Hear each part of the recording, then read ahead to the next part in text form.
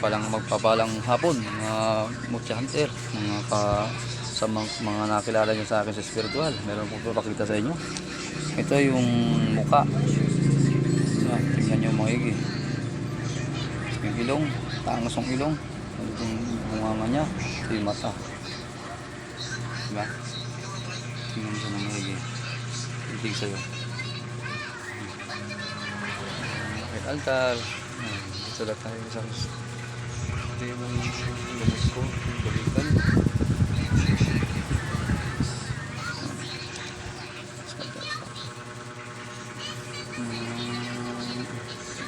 Kamilo. Ito pala yung bagong kalap ko ngayong araw na to. Ito yung mutya ng kidlat. Tapos to, saan yung saan kaya yung ano? Ito. Tingnan nyo ha. Pakita ko ha.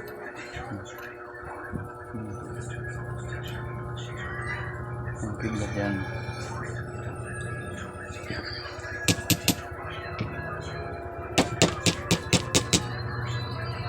May pulbura. Sa rin to yung kidlat to. Nakita ko to po nakaganyan niya sa lupa. Ito naman sa may buhangin. Kasi yung lugar na yun doon, daanan talaga ng kidlat. Tuwing masamang panahon dito sa amin, lalo na kung kumikidlat paminsan-minsan. Kaya ito, nakabaon na to siguro. Isa ito yung madaan ng mga lalakas ng kidlat. Nakabaon niya sila doon. Ito pa yung mga iba oh.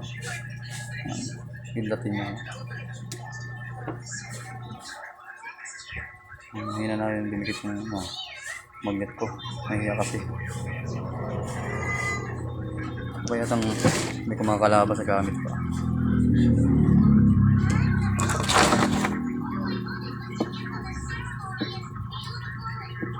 Tignan nyo ha.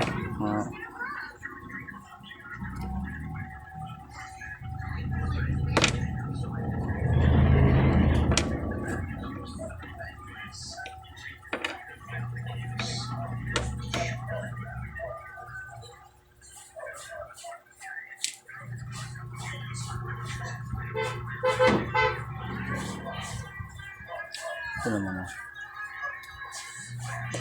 Pero bang kidlat.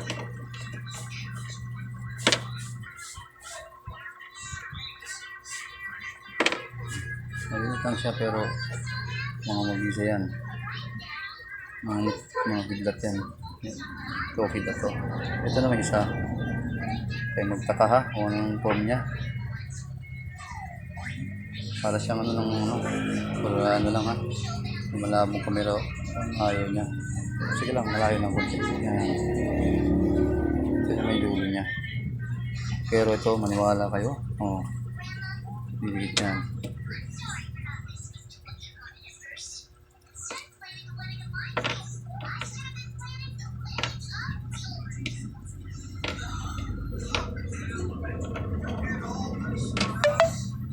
Binipit lang ha.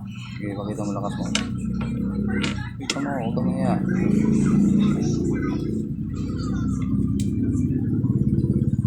Iya kasi.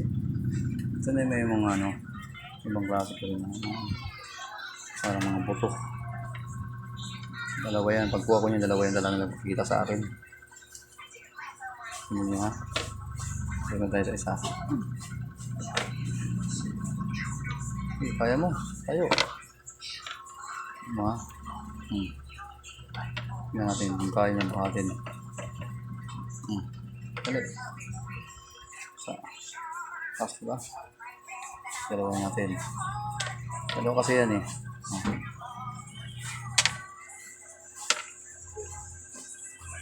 Para mga buto. Dalawa yan sa